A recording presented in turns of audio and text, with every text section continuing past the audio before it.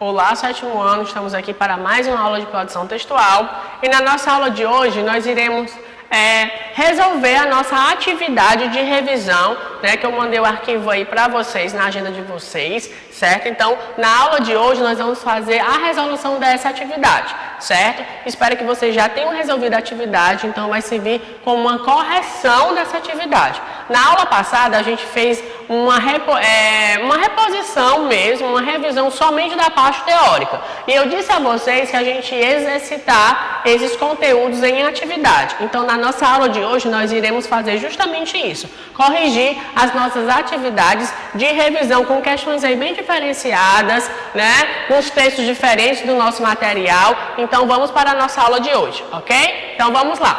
Gente, na aula de hoje de produção, né? Como já falei, a gente vai fazer a correção da nossa atividade, ok? Então vamos aqui. Aí no material de vocês, eu espero que vocês estejam com a folhinha na mão, certo? Vocês têm uma reportagem, né? Então, um dos gêneros que nós trabalhamos foi justamente a reportagem.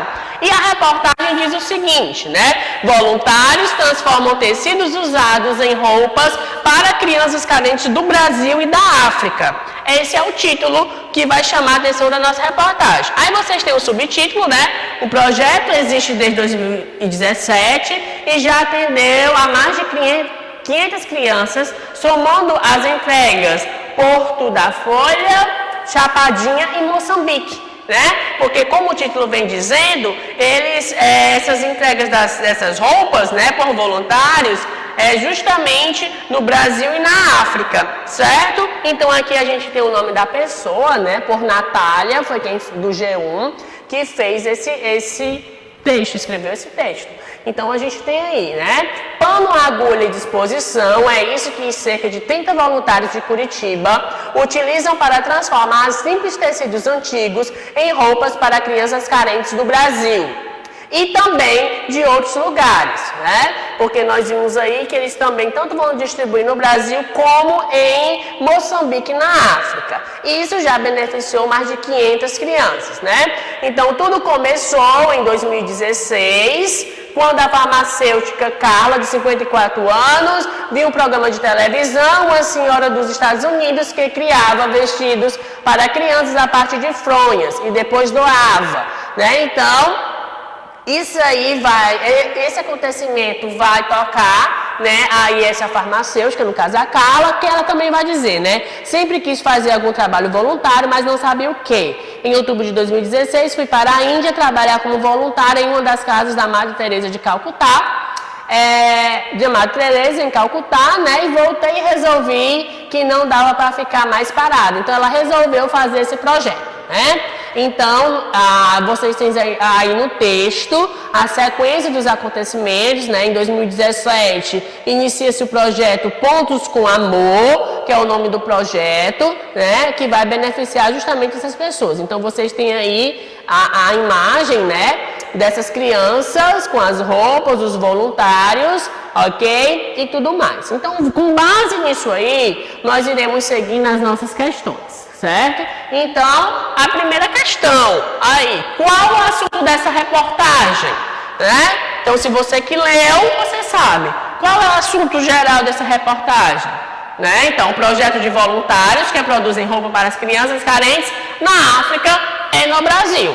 Isso aí é uma forma geral que está na reportagem. Segunda questão, como o projeto começou? Isso aí a gente viu já lá nos primeiros parágrafos, né?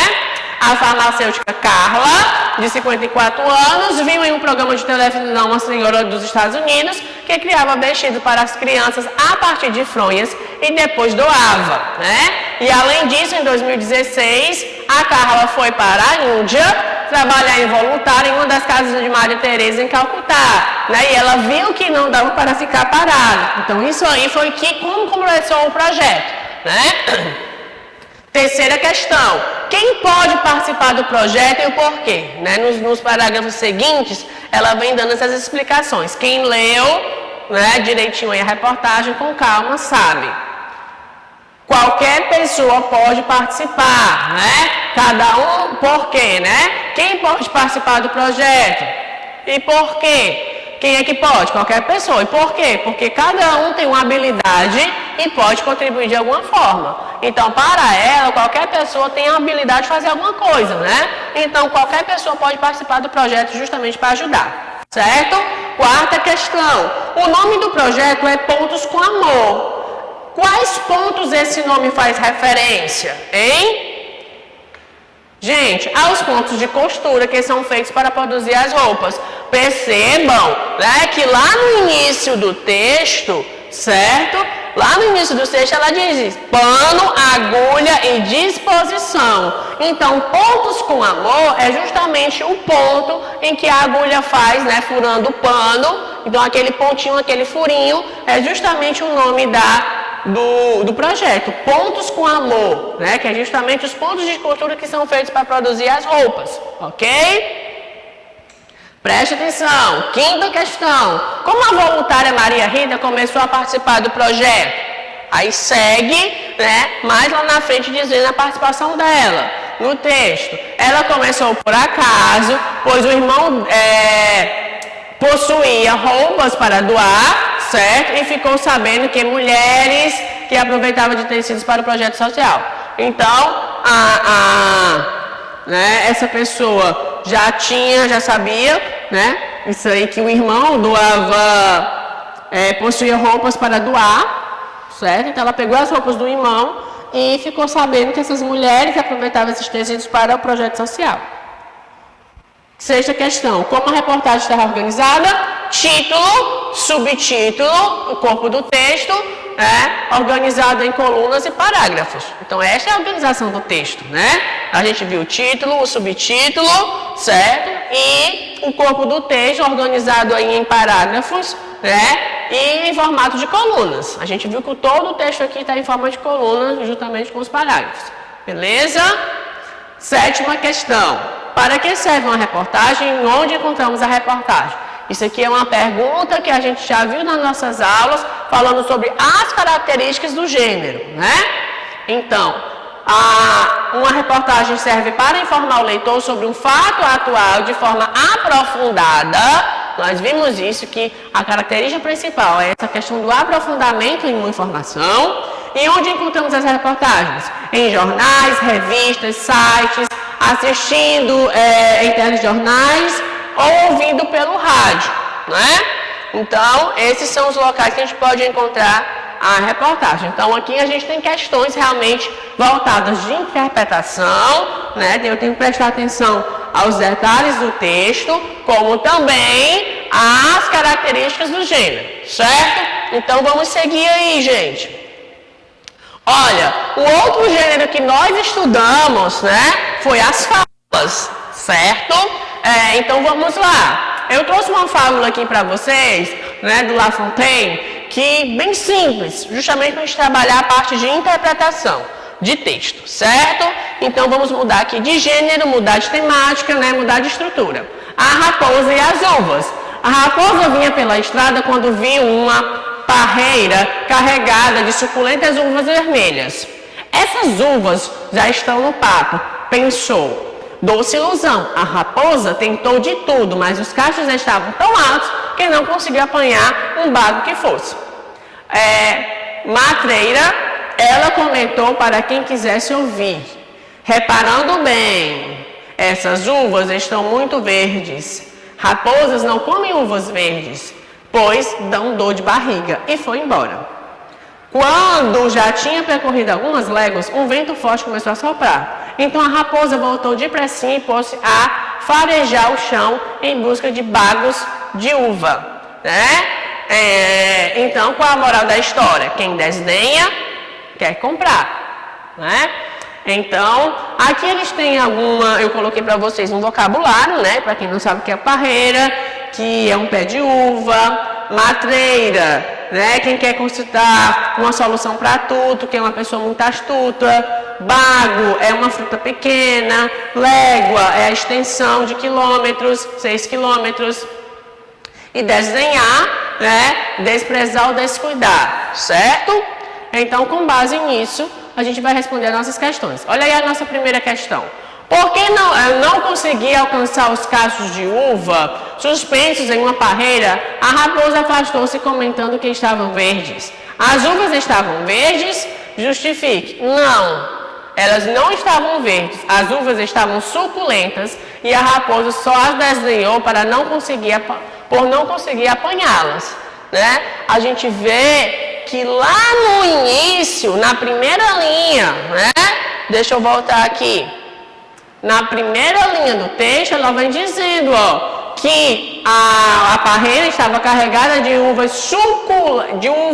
suculentas vermelhas. Então, quando ela diz assim verde, é só porque ela não tinha conseguido apanhar, certo? O que fez com que a raposa voltasse à parreira?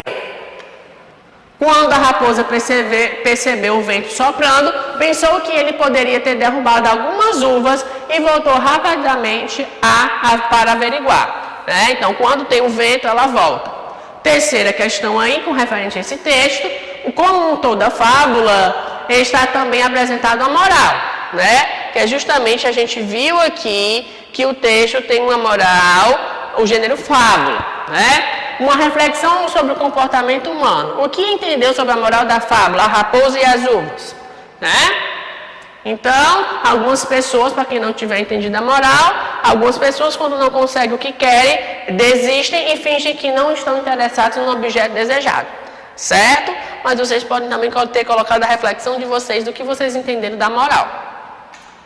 Quarta questão. Releia a frase da fábula, essas uvas já estão no papo. Pensou. Para que foram usadas as aspas? A questão de pontuação. Para indicar o pensamento da raposa, né? Então, aqui no texto, as aspas é o pensamento da raposa, certo? Releia um trecho, no caso. Matreira, ela comentou para quem quisesse ouvir, reparando bem, essas uvas estão muito verdes. Raposa não come uvas verdes, pois dão dor de barriga. Por que você acha que a raposa fez questão de comentar em voz alta que as uvas estavam verdes, hein? Porque ela não quis admitir que não iria conseguir pegar as uvas, né? Então, quando ela viu que não ia conseguir, ela também não quis sair por baixo.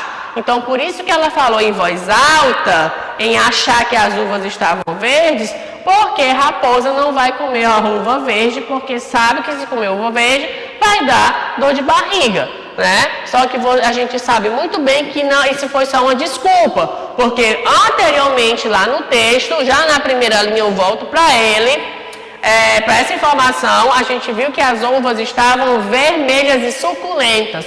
Só que como elas estavam bastante altas, né?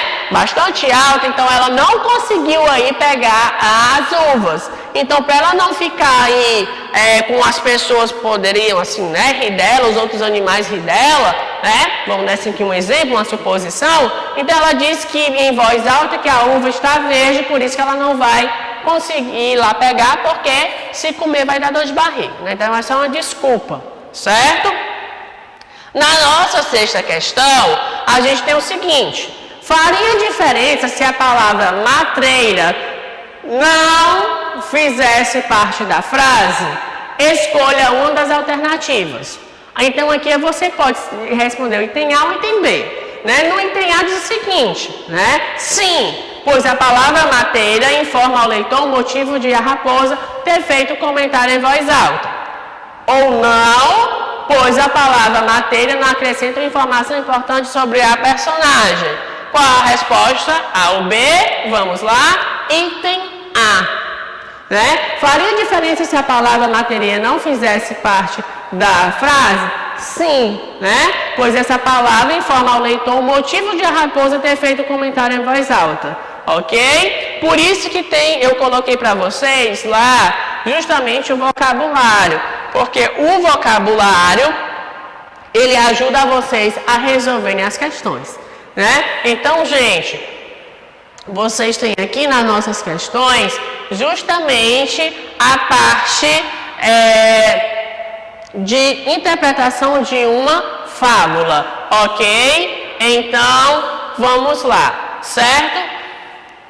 Gente, então essa foi a nossa aula de hoje, certo? A nossa aula em que nós fizemos a correção, né, essa resolução dessas atividades de revisão. Então nós trabalhamos 2 gêneros, no caso a reportagem e o gênero fábula, que foi trabalhado por nós nessa apostila, ok? Até a nossa próxima aula.